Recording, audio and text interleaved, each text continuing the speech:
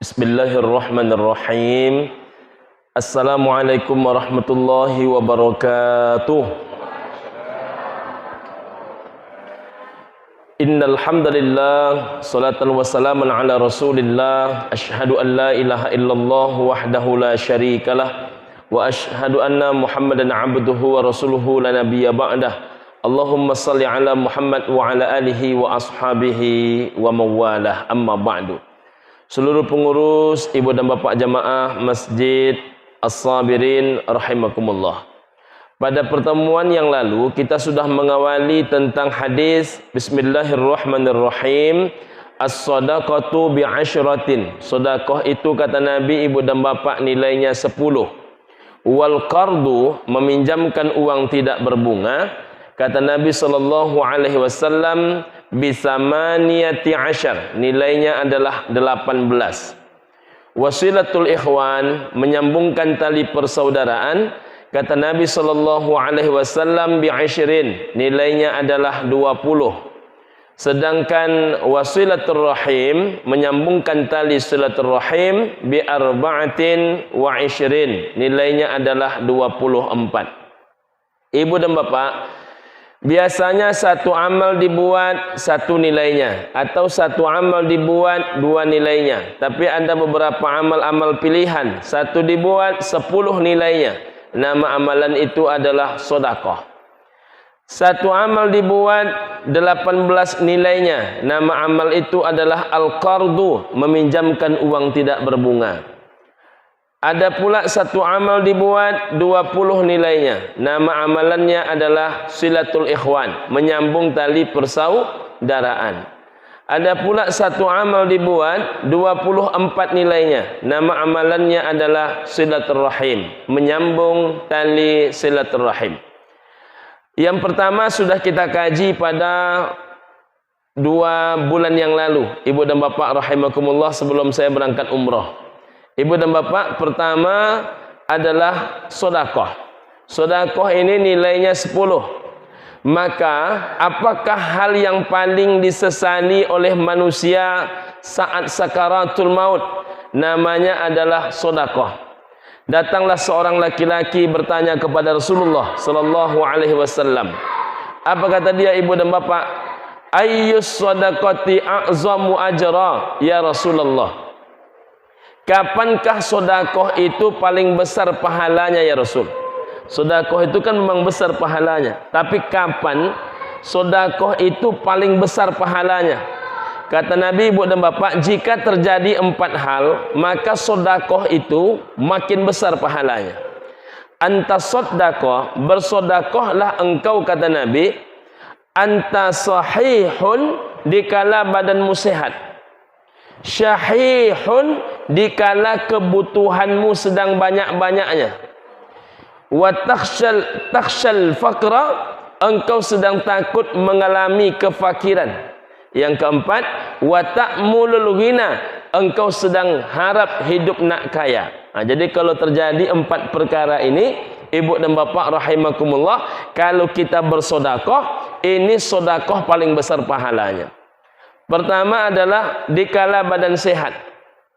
Kalau dikala badan sakit, ibu dan bapak, memang semangat sedekah naik. Macam mana makanan ini, mak? Kasih nak, kasih ke orang nak, kasih ke orang nak. Tapi kalau badan sehat, macam mana makanan ini, mak? Masukkan ke dalam kulkas nak, walaupun berlebih besok pagi enak juga dia. Jadi kalau badan sehat itu nak menyimpan makanan kita. Tapi kalau badan sakit nak ngasih je kerja kita.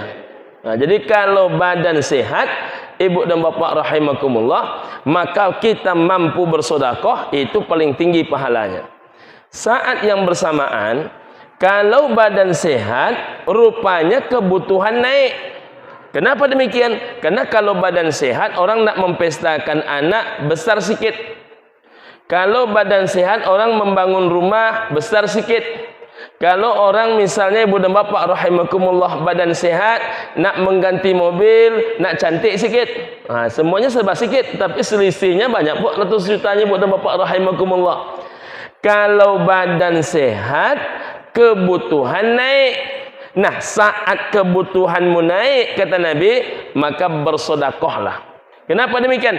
Berlawanan antara keinginan dunia dengan urusan tabungan akhirah.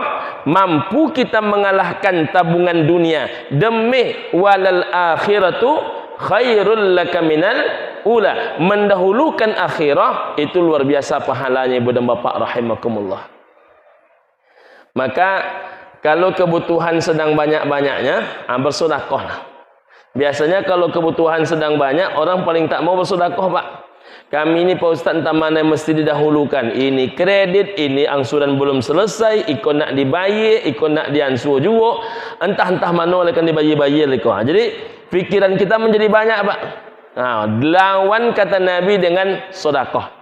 Yang ketiga, takhshal faqra, saat engkau takut mengalami kefakiran. Rupanya ibu dan bapak, kalau badan sehat, kebutuhan naik, maka jiwa kita itu takut nak fakir. Terjuallah tanah.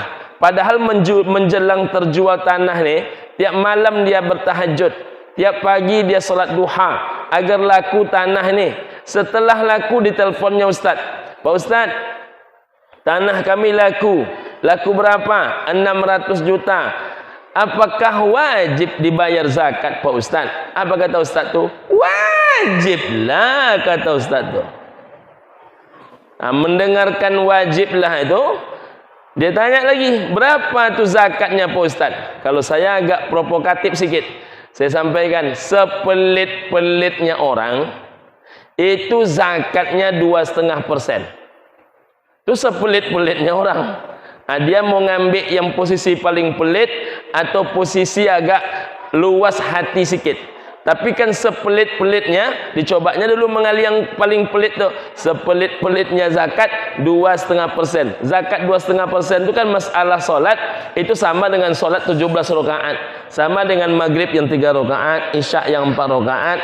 Yang artinya semua orang melakukan juga, ibu dan bapak. Tapi tahajud kan tak semua orang melakukan. Duha kan tak semua orang melakukan. Solat sunat hajat kan tak semua orang melakukan. Maka kalau zakat itu 2,5%, itu sepelit-pelit manusia. Namun ketika 2,5% itu dikalinya dengan angka 600 juta, kata dia 15 juta juga ini kata dia. Maka kemudian di lobinya lah Ustaz, dia macam ini Pak Ustaz, kami ini bentuknya nan kaya Pak Ustaz, tapi kan dapat mobil berutang, dapat rumah berutang. Jadi semacam di lobinya lah Pak Ustaz. Apa kata Pak Ustaz ini?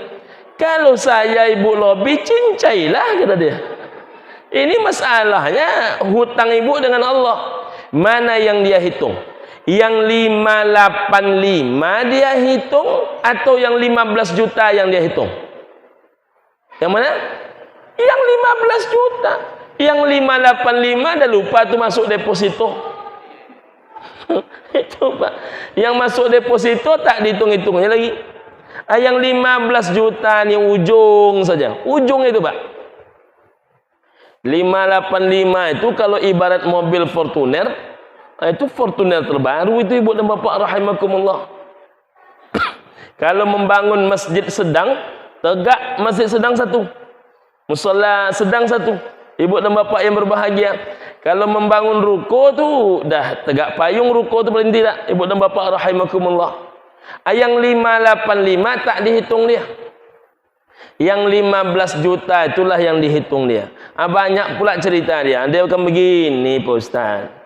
Entah mana yang ini mesti dibayar. Itu rasa-rasa macam itu ibu dan bapak dalam istilah agama disebut takhshal faqra. Takut fakir. Apa lawannya? Kalau kita sudah takut fakir, muncullah ta'mulul ghina, harap nak kaya. Ini kalau 15 juta ni kalau dibeli NMAX ni nambah sikit lagi selesai pula NMAX ni. Ini 15 juta ini kalau dijadikan kredit Avanza ni, angsuran Avanza selesai pula paling tidak ini hampir-hampir 4 bulan. Itu kan semuanya kan rasa Pak. Rasa iya, rasa banyak, rasa selesai, rasa lunas, rasa untung. Itu kan semua rasa-rasa saja. Rasa itulah kerjaan syaitan, alladzi yuwaswisu fi sudurin nas. Itulah ditiupkan oleh syaitan. Makanya Pak, kalau ada jual beli tanah, orang jarang menghitung 3 miliar nih. Yang dihitungnya berapa 2,5%-nya 3 miliar. Jadi ibu dan bapak rahimakumullah, saat itu kata Nabi, antasaddaq, bersedekahlah engkau. La tumhil, jangan engkau tunda sedekahmu kata Nabi, hatta idza balagatil hulqum, hingga apabila nyawa kalian sudah sampai ke tenggorokan, qulta li fulanin kadza wa li fulanin kadza. Saat itu kalian akan berkata, untuk si anu sekian, untuk si anu sekian. Kapan tuh Pak Ustaz manusia ingin membagi-bagikan hartanya? Nanti sewaktu sakaratul maut. Tapi kalau belum sakaratul maut, payah nak menyuruh orang bersedekah. Ibu dan bapak rahimakumullah, guru-guru kami yang hadir yang kami cintai. Apakah yang paling disesali oleh setiap orang yang mati? Jawabannya sedekah juga. Ya Rabb, duhai Rabb, laula akhartani ila ajalin qarib, bisakah ditunda matiku ini, kata dia, ila ajalin qarib, kepada waktu yang sebentar saja, waktu yang dekat saja, 2-3 hari saja. Kalaulah bisa ditunda matiku ini beberapa hari saja, apa yang nak dibuat oleh setiap orang-orang yang mati itu? Satu cuman, apa dia? Fa'as-saddaqah, kami nak bersedekah, kata dia. Nah, jadi kapan manusia itu nak bersedekah? Dikala nyawa sudah sampai ke saat dia sudah masuk ke liang lahat. Makanya mengapa ayat alhaakumut takasur itu diadukan langsung oleh Allah Ta'ala dengan kalimat hatta zurtumul maqabir. Alhaakum, kalian lalai, kata Allah Ta'ala. Penyebab manusia lalai itu apa? At-takasur, berlomba-lomba. Saking kuatnya orang berlomba apa? Hari ini gara-gara mencari makan lupa makan. Gara-gara mencari makan hilang selera makan. Gara-gara mencari makan sedikit makan. Makan dulu kata kawan aku, tak sempat makan itu.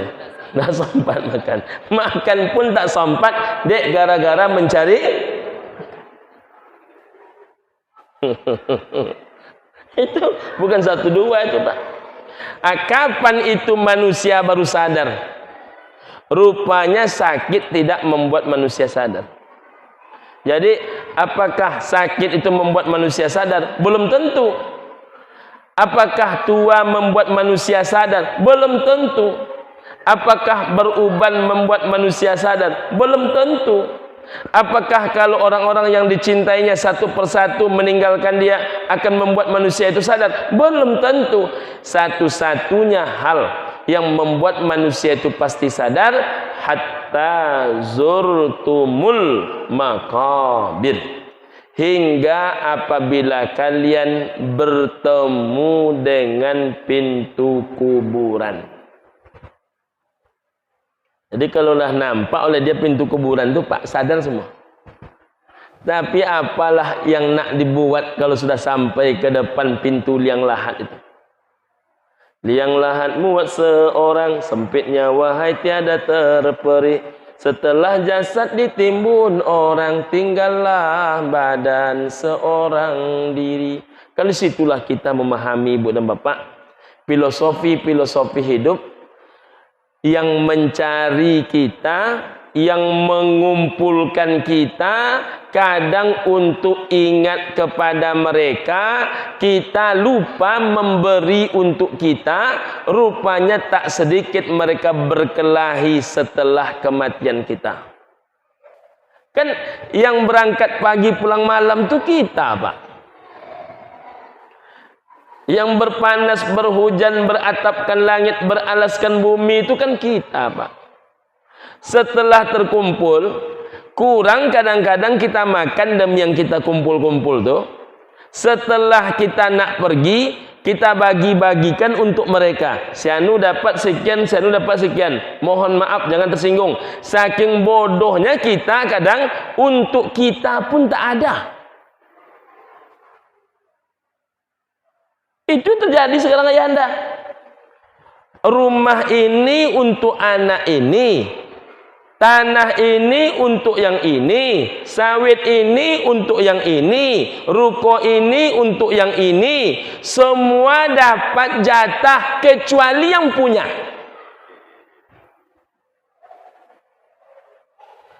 Betul enggak, Pak? Yang punya enggak ada jatahnya. Dia hanya mencari lalu bagikan. Saya Ustaz, lama saya termenung kenapa ayat tentang surah Al-Humazah itu nomor 2 langsung adalah alladzi jama'a malan wa 'addadah. Wailul likulli humazatil lumazah. Neraka wailah. Bagi siapa neraka wail itu? Bagi para pengumpat dan pencela. Patut. Di mana patutnya? Pengumpat tu adalah orang ibu dan bapa rahimakumullah yang tak menengok baik orang, yang nampak cuman buruk orang. Itu pengumpat namanya. Makanya mohon maaf, nampak serong orang sikit, serong orang dikajinya. Nampak hitam sikit orang, hitam orang dikajinya. Pokoknya pengumpat itu ibu dan bapak, tidak ada yang baik di dunia ini yang nampak cuman buruknya. Pencela macam mana? Pencela itu ibu dan bapak rahimakumullah, walaupun yang dihadapkan kepada dia yang baik, tetap yang baik itu pun nampak oleh dia buruknya. Sudah jelas orang tu datang ke masjid, inyo tu bantu aja ke masjid, ambil-ambil muka saja tu. Ini tak baik dah.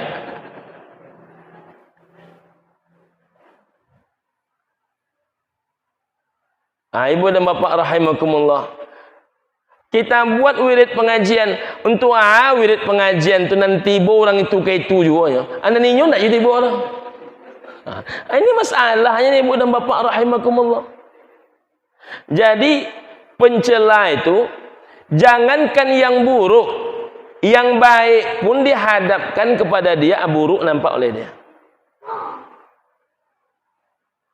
Bahkan ibu dan bapa rahimakumullah, cantik begini Masjid As-Sabirin, apakah dipuji orang? Kalau memang hati itu hati pencela, masjid lancak dan orangnya macam itu juga.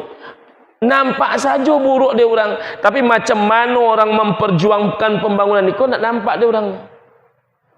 Makanya Pak, awak kau tak bisa menggantungkan penilaian positif ke orang lain kecuali hanya berharap ke Allah Ta'ala.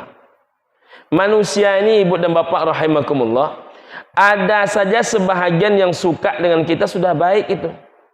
Karena like and dislike dalam kehidupan, suka tak suka itu permainan kehidupan di dunia persilatan ini ibu dan bapa rahimakumullah. Makanya kata orang bijak, kalau kata orang Minang pakai bahasa Minang, idwik ko nampal yang paralu alif c ba c ta c, alif lurui ba bana ta tarui. Jadi kalau lah lurui bana tarui, jangan banyak-banyak bana pikiran awak. Iya, kalau seandainya betul lah orang baik itu betul dinilai oleh orang baik, mestinya Abu Jahal itu mendukung Nabi. Kenapa demikian? Orang yang rumahnya dekat dengan Nabi itu Abu Jahal. Tapi kalau yang benci itu benci, Pak. Itu biasa. Nah, yang unik adalah siapakah yang mendapatkan neraka wail yang kedua? Siapakah orang celaka yang kedua? Ini yang unik. Alladzi jama'a malan wa 'addadah. Orang yang mengumpulkan harta wa 'addadahu, lalu ia menghitungnya. Coba kita kaji-kaji. Pertanyaan sederhananya adalah, siapa kita yang tak kena oleh ayat ini? Kumpul, hitung, kumpul, hitung, kumpul, hitung. Kerja kita kan tiap hari itu, Pak. Cari, kumpul, hitung. Besok pagi cari pula balik, kumpul pula balik, hitung pula balik. Siapa kita yang nak kena oleh ayat itu? Jadi kerjaan manusia ini memang cari, kumpul, hitung. Kadang malam-malam ditepuknya kening, deh kurang 50.000. Kalau ada 50.000 lagi pas 2 juta. Kalau ada 50.000 lagi pas 2 juta. Bukan yang 1.950.000 dituangnya dah. Yang mana yang dituangnya? Dan 50.000 kurang saketek tadi.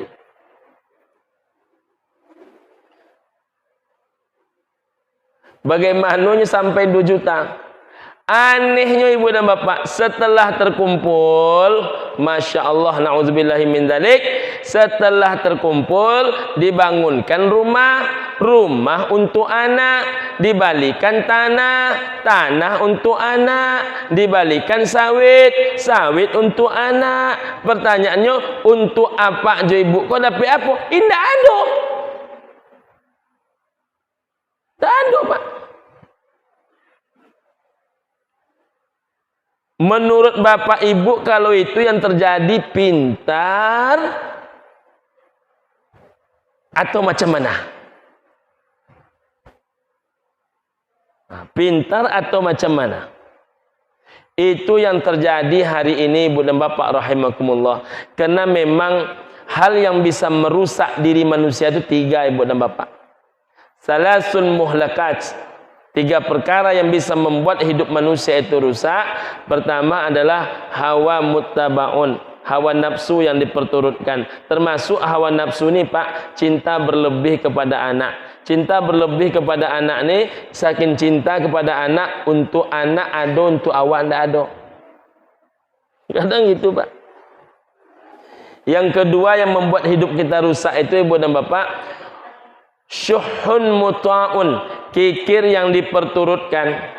Kadang kikir yang paling parah itu, ibu dan bapak rahimakumullah, kalau misalnya kita biasa meminum kopi, kita ganti dengan air putih, itu belum kikir, ibu dan bapak. Tapi kalau orang, mohon maaf ibu dan bapak rahimakumullah, terbiasa dia mengenang orang, ke dirinya sendiri pun ia lupakan, itulah sezalim-zalim pemberian. Anaknya dia kenang, Pak, macam mana anak setelah dia mati. Macam mana nasib dia setelah mati tidak dia kenang. Atau zalim dia kepada dirinya. Makanya kemarin, Pak, saya bawa jamaah, menginaplah saya di sebuah hotel namanya Tobah Tower di daerah Masjid An-Nabawi. Lalu saya bawalah jamaah ibu dan bapak ke hotel Sayyidina Utsman bin Affan. Hotel itu sudah ada 1.500 tahun yang lalu. Rupanya sampai hari ini, ibu dan bapak, hotel itu mengalirkan pahala kepada Sayyidina Utsman. Zakatnya tahun 2016 saja itu 160 miliar. Lalu ibu dan bapak, saya bawalah jamaah ke tempat burung merpati banyak-banyak itu. Dulu pintu 25 namanya. Sekarang pintu gerbang diganti semua. Pintu 25 tak ada lagi. Pintu gerbang dimulai dari angka 300, ibu dan bapak rahimakumullah. Nah, rupanya hotel paling besar di dekat burung merpati banyak-banyak itu hotelnya sudah diwakafkan. Padahal hotel itu 3 kali lebih besar daripada Arya Duta. Nah, pertanyaannya, cerdas enggak orang macam itu? Orangnya masih hidup, tapi wakafnya sudah jalan. Jadi untuk dirinya dia pikirkan juga, untuk anaknya dipikirkannya juga. Yang terjadi di Pekanbaru, Pak, dek saking sayang kepada anak, untuk awak pun tidak ada. Makanya ibu dan bapak rahimakumullah, kalau Sayyidina Utsman bin Affan 160 miliar zakatnya per tahun, kita ini kalau ditanya kalau mati malam ini, berapa zakat kita per tahun? Orang bingung menjawabnya, Pak. Orang bingung menjawabnya. Kalau kita mati malam ini, berapa ratus juta harta kita yang akan menolong kita setiap malam dari pertanyaan ma rabbuka? Orang bingung menjawabnya, Ibu dan Bapak. Nah, orang-orang yang terbuka pintu hatinya, mulai dia mempersiapkan tabungan dirinya. Karena kalau tabungan dari bakul yang tadi jalan itu, Ibu dan Bapak rahimakumullah, itu rata-rata mainnya 2.000, 5.000, 2.000, 5.000. Kalau 5.000 sekali wirid, walaupun ustaz tak datang, 5.000 kali 4 kali wirid sebulan, maka hanya jadinya 20.000. Dikali dengan satu tahun, 240.000. Dikali seumur hidup, itu hanya lebih kurang 5.500.000. Kok hanya 5.500.000? Karena dikali 23. Kenapa kali 23, Pak Ustaz? Karena datang ke masjid usia 40, mati usia 63. Rp5.500.000 itu, Ibu dan Bapak, mohon maaf, kalau meja ni asli jati nak dapat ini. Kalau meja ni asli jati, tak dapat 5,5 nih. Bayangkan, mobil punya Fortuner 560 sampai 580 juta. Rumah punya di daerah Merpoyan, paling murah 300-an sampai beratusan bahkan miliaran rupiah. Belum lagi sawit, belum lagi tanah. Kok untuk menolong kita satu meja ini pun tak sampai, Ibu dan Bapak rahimakumullah. Nah, itu cerdas apa tidak itu? Makanya Ibu dan Bapak rahimakumullah, ibarat lagu demi kau dan si buah hati itu, Pak, rupanya betul-betul meracuni banyak orang. Demi kau dan si buah hati, biarlah aku jadi begini. Banyak orang macam itu, Ibu dan Bapak rahimakumullah. Padahal lagu itu maksudnya hanya untuk penghibur-penghibur saja, bersenang-senang saja. Tapi dalam kenyataan hidup, Ibu dan Bapak, banyak orang hari ini demi istri dan demi sebuah hati itu, biarlah inyo hancur asalkan istri jo anak bahagia setelah kematiannya. Makanya, Pak, untuk istri jale haratonyo, untuk anak jale haratonyo. Yang indak jale untuk siapa? Untuk inyo indak jale. Itu. Ibu dan Bapak rahimakumullah. Yang kedua, al-qardu, kata Nabi, meminjamkan uang tidak berbunga.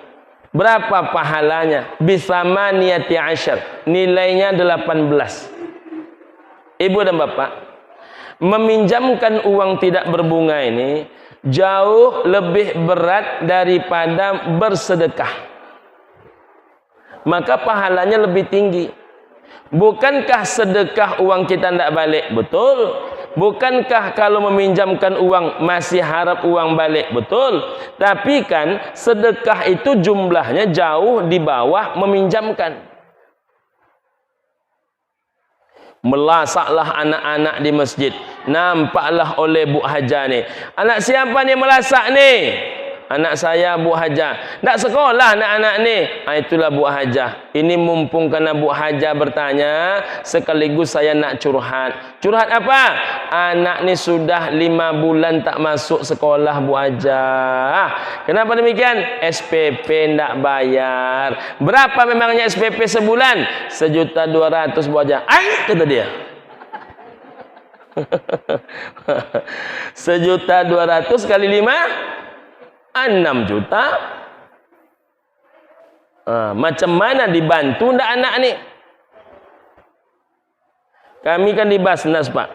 Di Basnas itu, Ibu dan Bapak rahimakumullah, salah satu syarat sekarang orang dibantu di masjidnya mesti ada UPZ. Jadi kalau di masjid yang bersangkutan tidak ada UPZ, maka warga yang bersangkutan tidak bisa dibantu. Nah, persoalan Ibu dan Bapak rahimakumullah, ada beberapa kasus yang memang pengurus masjid tak mau mendirikan UPZ. Ini terjadi nih, Pak Ketua. Pagi ini terjadinya sudah yang kesekian kali nih. anak ini operasi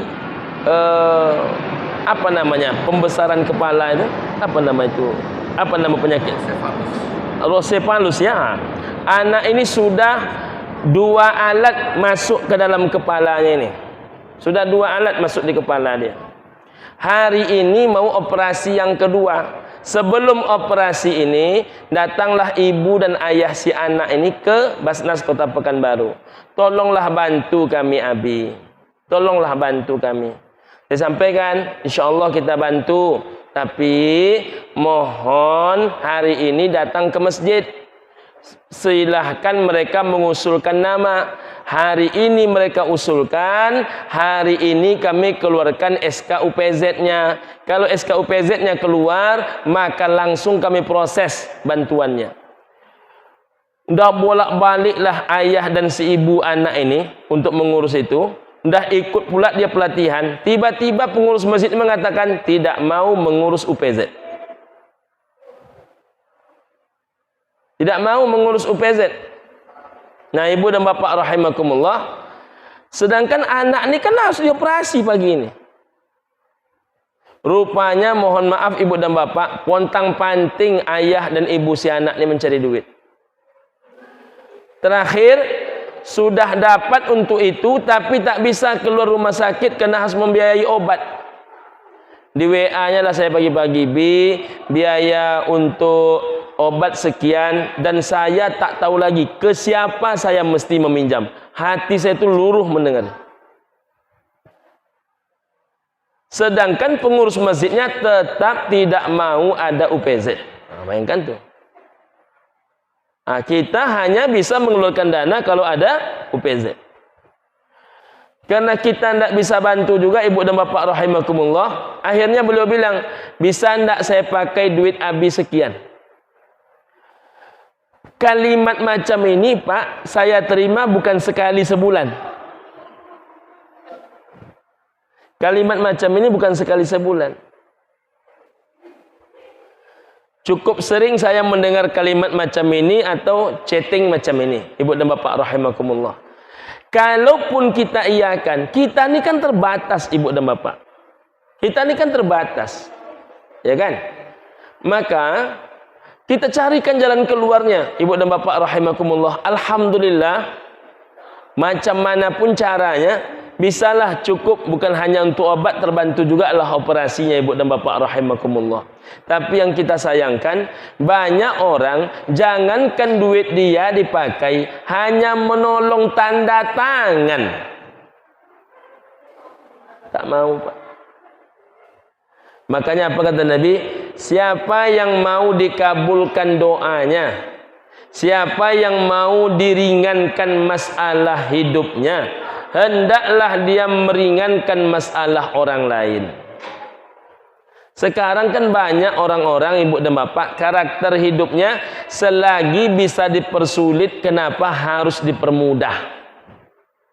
Nah, maka mari kita ini, kalau tidak bisa kita menolong banyak, tolonglah semampu kita. Jadi 6 juta kesadonya yo Bu Aja. Ayolah dia awak kosa kampuang, anda panuh kate panuh ke bawah lah. Aku dari Bu Aja yo. Keluarlah piti 200.000. Selesai masalah orang tu? Tak selesai. Memang kita bantu 200.000, itu bukan panuh ke bawah. Ndak ada panuhnya sama sekali itu dong. Orang kalau memang dia butuh 6 juta, ini saya kasih 2 juta, yang 1 juta saya ikhlaskan, yang 1 juta angsur ya bayar sama Bu Haja, dan selebihnya carilah orang lainnya. Itu mampu Bu Haja. Itu baru disebut indak panu kate, panu ke bawah. Ikut 200.000. Tetap anak orang tu nak sekolah, makanya meminjamkan uang tak berbunga ini sulit ibu dan bapak. Karena banyak gara-gara hutang yang dekat menjadi berjarak, yang dekat menjadi jauh. Apalagi orang yang berhutang itu punya filosofi, semangat dalam berhutang, bersabar dalam membayar. Ini yang paling rumit ibu dan bapak rahimakumullah. Untuk saat ini baru sampai situ kaji kita Ibu dan Bapak rahimakumullah. Nanti kapan-kapan kita lanjutkan balik. Baru sampai poin 2 di hadis yang pertama. Jadi hadis yang pertama ini sudah 2 kali pertemuan, belum juga selesai lagi. Nanti kita lanjutkan insyaallah. Terima kasih Ibu dan Bapak. Billahi taufiq wal hidayah. Assalamualaikum warahmatullahi wabarakatuh.